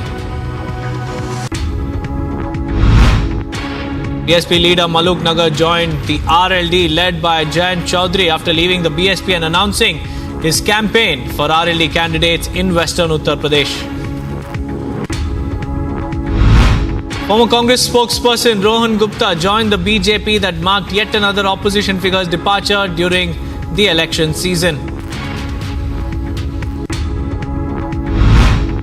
Addressing a public meeting in Katni, Madhya Pradesh, Union Home Minister Amit Shah lambasted the Congress party. He said that the Congress ruled the nation for 70 years based on casteism, nepotism and corruption. Drawing comparison, he then hailed PM Modi and said that Modi worked to end casteism, nepotism and corruption in the nation. Karnataka Chief Minister Siddaramaiah says that his legal cell has lodged a police complaint over fake news story and accused the miscreants supported by the unholy alliance of the BJP and the JDS of fabricating a piece of disinformation mimicking a report from the Kannada newspaper. The Chief Minister said he will root out the creators of such fake news and those backing them through legal means. Congress General Secretary K.C. Venugopal commented on Congress's election campaign and said that the Congress and India Alliance are doing great across the country. He added what people expected from the BJP has not been delivered and that the ruling government would not cross 200 seats. BJP President JP Nadda addressed a rally in Port Blair today and pitched for the BJP in the island nation. He said that it is Modi's guarantee that there will be no kacha houses in Andaman and Nicobar Islands. BJP Lok Sabha candidate from Mandi, Kangana Ranaut, said that new people and outsiders should be given a chance. She drew parallels and said that in the film industry too, she had to struggle with nepotism. She also slammed the India Alliance and said that they are not able to decide on their candidates and that they seem very nervous and scared as they have no political issues left to pick on. JSP Chief Pawan Kalyan will campaign for BJP candidates. Kalyan will hold road shows in Ballari, Raichur, Chikballapura and Bengaluru. NCP faction led by Sharad Pawar, national spokesperson Clyde Crasto said that the Congress MP Praful Patel, he hit out at Praful Patel for claiming that Sharad Pawar was 50% ready to join hands with BJP in 2023. He said that Praful Patel's statement is meaningless and that there is no truth in his statement. BJP leader and Maharashtra government Minister Mangal Prabhat Lodha met MNS party president Raj Thackeray. The meeting took place at Raj Thackeray's residence earlier today. Former Congress leader Rohan Gupta criticized the India Alliance, arguing that it is unnatural and disrespectful to the country's core values. He criticized the alliance for attacking Mehbooba Mufti and accusing Kejriwal of ties with Khalistan. Union Minister and Amethi MP Smriti Irani Thursday alleged that the Congress leader Rahul Gandhi has taken the support of the banned Popular Front of India to contest the Lok Sabha election from Kerala's Wayanad seat. Haryana Education Minister Seema Trika met the students injured in the Kanina school bus accident and inquired about their well-being. This comes after a school bus overturned while attempting to overtake a vehicle in Unhani village. At least 6 children were killed and 15 others sustained injuries. Defence Minister Rajnath Singh offered help to Pakistan to combat terrorism. He said that if Pakistan feels that they are incapable of ending terrorism, then India is willing to help them in combating terror. He said that if Pakistan tries to destabilize India, they will have to face the consequences. West Bengal BJP President Sukanta Majumdar has backed CAA and said that the Citizenship Amendment Act was a law that granted citizenship and doesn't devoid anyone of it. He added that Mamata Banerjee was trying to politicize the issue and create fear in the minds of the people.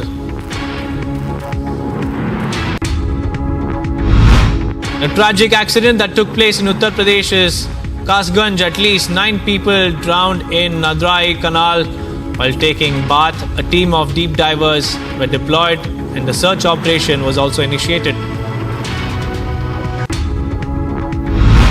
BSF South Bengal Frontier foiled another gold smuggling attempt and seized gold worth 82.5 lakh rupees on India-Bangladesh border. This at the international border of District Nadia of West Bengal. BSF in total has seized 10 gold biscuits and the estimated value of the gold is 82 lakh rupees. A fire broke out in a forest area of Wayanad district near Mulankavu in Sudan Betri. The fire broke out in the bamboo trees and spread to nearby areas. Efforts to douse the fire were underway. The tragic incident reported in Tekur near Kurnool district of Andhra Pradesh. 13 children sustained burn injuries due to electrocution. The incident took place during the Ugadi celebrations as the chariot procession was underway. Police and paramilitary forces conducted foot patrolling in sensitive areas across the national capital. The foot march was taken out in the areas of northeastern district. Police also held talks with children and elders of the community. Areas are also being monitored through drones, cameras and CCTVs. Mumbai police arrested Vaibhav Pandya, the lesser-known stepbrother of cricketers Hardik Pandya and Krunal Pandya, for allegedly cheating them of 4 crore rupees in business. Tesla CEO Elon Musk has confirmed his plans to visit India. The billionaire entrepreneur is slated to meet Prime Minister Modi in New Delhi during the week of April 22nd. Musk is expected to announce investment and establishment of a new factory in India. Recently, Tesla has intensified efforts to enter the Indian electronic vehicle market to encash the new EV policy. Israeli Prime Minister Benjamin Netanyahu stated that whoever hurts Israel, then they will hurt them. This comes after Iran's Supremo Ayatollah Ali Khamenei promised retaliation against Israel over the killings of Iranian generals in an airstrike on its consulate in Syria. Israel has also not acknowledged its involvement but is bracing for an Iranian response to the attack. Chairwoman of Vietnam's property developer Van Tien Phat was sentenced to death in nation's largest financial fraud case.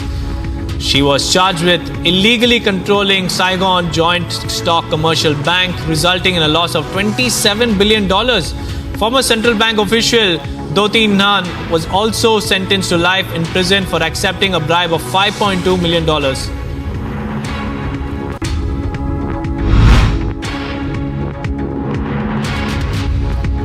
US President Joe Biden criticized Israeli Prime Minister Benjamin Netanyahu for not increasing humanitarian aid into Gaza. He warned that future US support would depend on swift implementation of new steps to protect civilians and aid workers. Biden added that during his discussion with the Israeli Prime Minister, Netanyahu had agreed to get more aid, both food and medicine, into Gaza.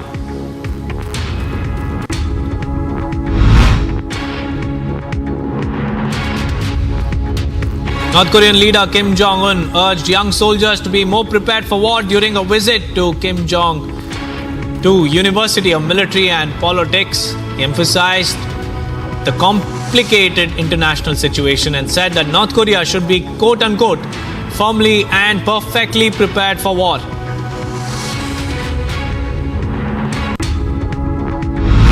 South Korea's PPP leader resigns.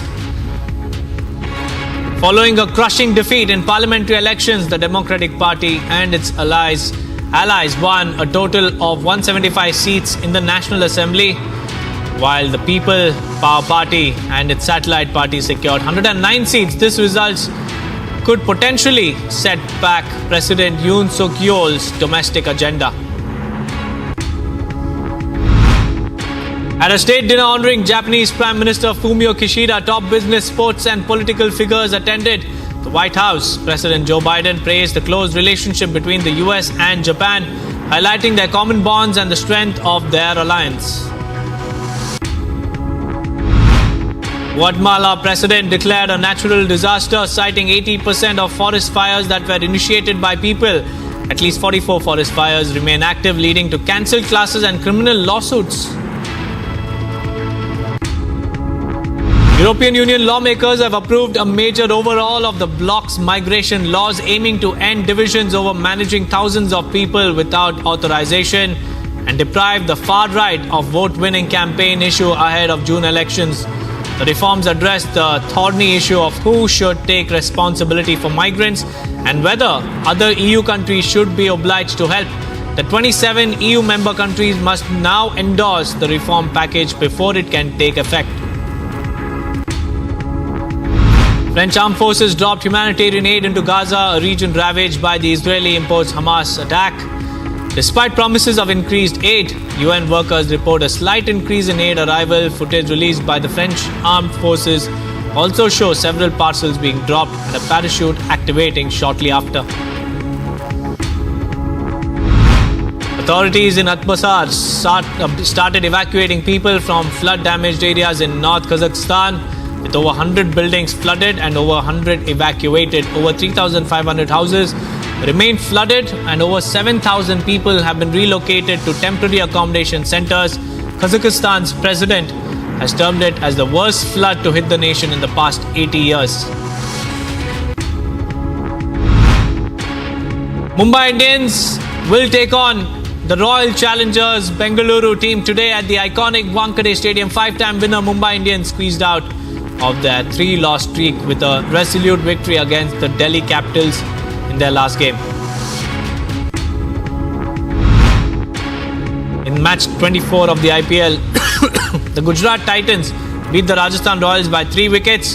Player of the match was awarded to Rashid Khan, who gave away just 18 runs in 4 overs and took 1 wicket, while captain Shubman Gill scored 72 runs in just 44 deliveries. Double Olympic medalist PV Sindhu progressed to the women's singles second round at the Badminton Asia Championships. Next up for Sindhu is China's Han Yu, against whom she has a flawless 5-0 record.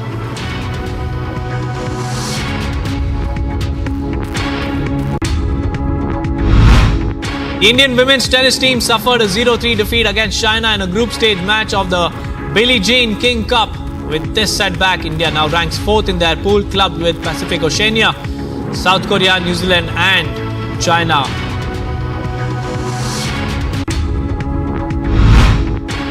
World Athletics President Sebastian Coe said the introduction of prize money for its Olympic medalists was long overdue, as the track and field athletes are the reason behind earning huge revenue. Coe informed that the decision to offer cash and prize was taken after consulting the Olympics Committee. Hollywood artist Zendaya aced the red carpet with her tennis-themed outfit at the premiere of Luca Guadagnino's sports drama Challengers in London. The romantic tennis drama was also starred West Side Story's Mike Faist and the Crown actor Josh O'Connor, who joined Zendaya on the red carpet. World-renowned classical pianist Lang Lang received his star on the Hollywood Walk of Fame. Lang is an internationally beloved musician who has sold millions of albums, topped classical charts, and even performed for notable figures like President Barack Obama and Queen Elizabeth II. Twilight actor Robert Pattinson is set to feature in a sci-fi venture called Mickey 17, which is an adaptation of Edward Ashton's novel. Speaking about the film, debutant director Bong Joon-ho described the film as a hero's journey. Maidan, starring Ajay Devgan, chronicles the life and journey of Syed Abdul Rahim, a coach who revolutionized football in India. Netizens took to social media to express their satisfaction, saying that the film was an emotional blockbuster, while others stated that technical brilliance was on point from frame one. The makers of Akshay Kumar, Tiger Shroff, Stara film Bade Miyan Chote Miyan have used real-life weapons to amp up the cinematic experience. The film, which released today, has a thrilling car chase, intense knife combat sequences, arrow fights, lap sequences and other jaw-dropping stunts.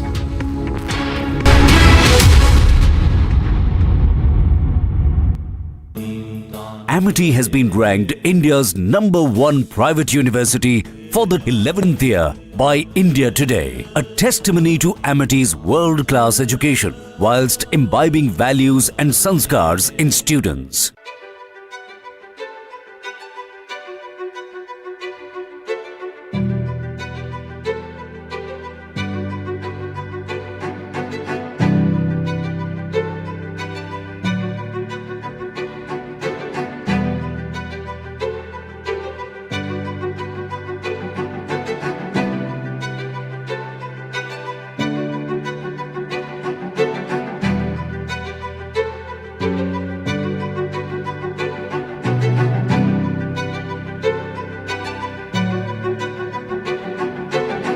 Today we looked at our 3 resident sea turtles in the giant ocean tank, the most famous of which is Myrtle, our green sea turtle, who's been here at the aquarium for 50 plus years, and her 2 roommates in the giant ocean tank, 2 loggerhead sea turtles.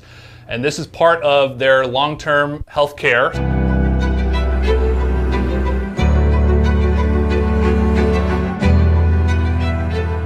And what that means is we do general health checks or physical exams on them. We also make sure that all of their blood values are normal and that they look good on ultrasound as well. And we'll get a weight too.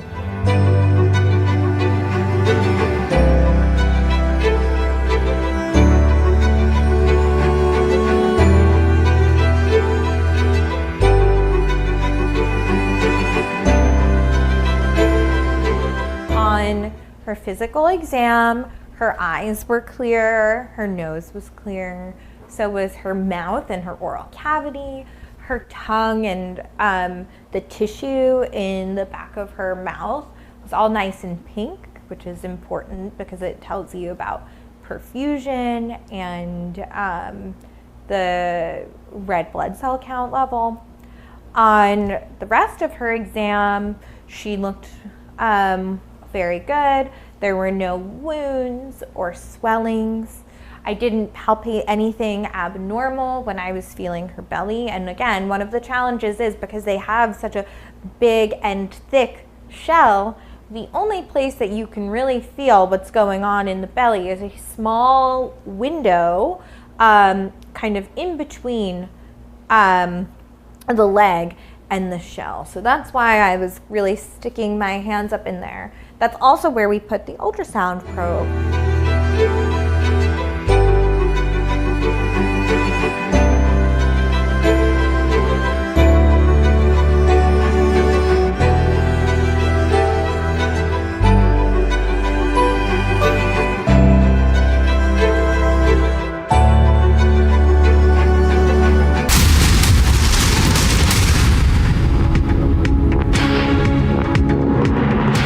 Let's now talk about the Jorhat Lok Sabha constituency because it will be the battle of the 2 Gogois for this seat. While the BJP candidate Tapan Kumar Gogoi is seeking a re-election, Congress's Gaurav Gogoi is leaving no stones unturned to win the hot seat as it goes for polls on April 19th. Republic tracks the pulse of the voters in the cultural capital of Assam. Take a look at this report.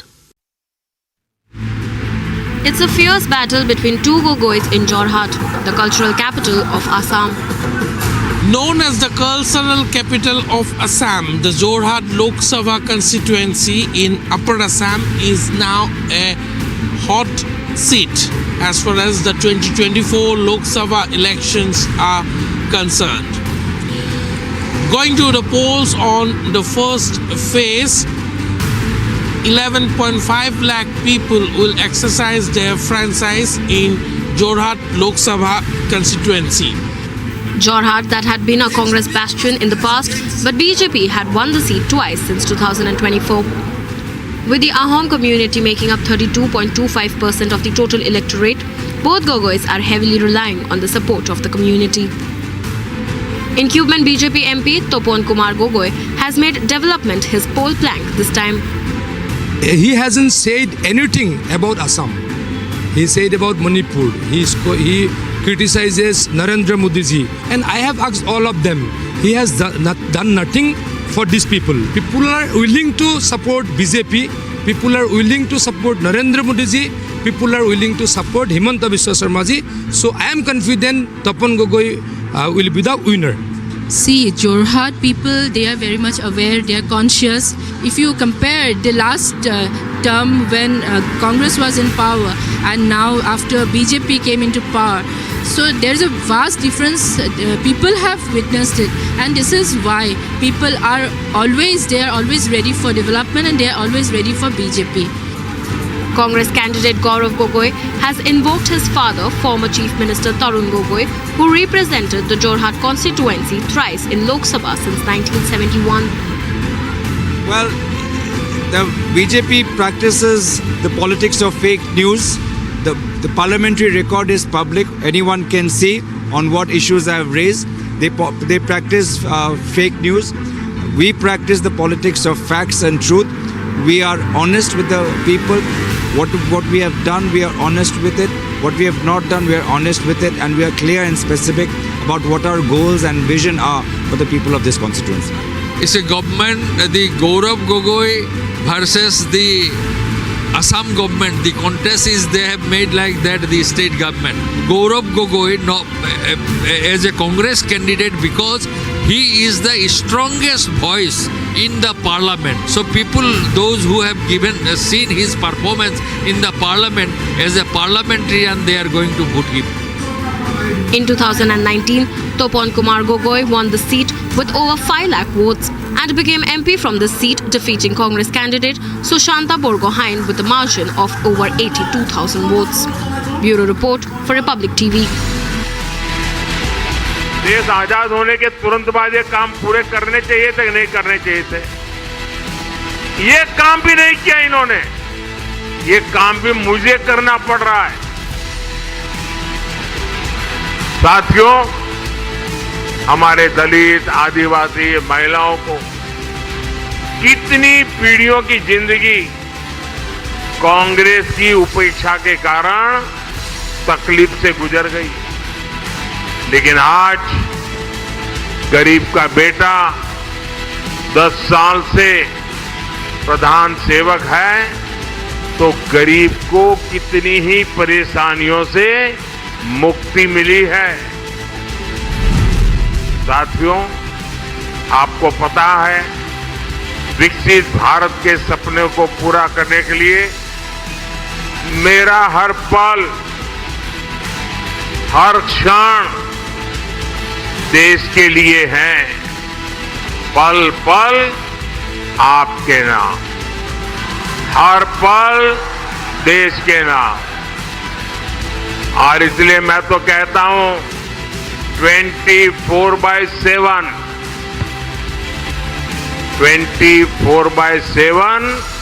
For 2047। Bhajpa सरकार ने 4 करोड़ गरीबों को पक्के घर दिए और इनमें से अधिकतर लाभार्थी समाज के वंचित वर्ग के लोग हैं। ज्यादातर पीएम आवास घर की महिलाओं के नाम पर है। भाजपा ने करोड़ों बहनों को उज्ज्वला सिलेंडर देकर उन्हें धुएं से बचाया है। अब हम देश में 3 करोड़ लखपति दीदी बनाने के लिए काम कर रहे हैं। जब कोरोना में मुफ्त में टीके लगवाए तो चारों तरफ वाहवाही होती थी, लेकिन आपको जानकर के खुशी होगी कि पशुओं का भी मुफ्त टीकाकरण का अभियान हजारों करोड़ रुपए खर्च करके किया जा रहा है। कांग्रेस दशकों तक गरीबी हटाओ का नारा देती रही, लेकिन मोदी ने 25 करोड़ देशवासियों को गरीबी से बाहर निकालने का काम किया।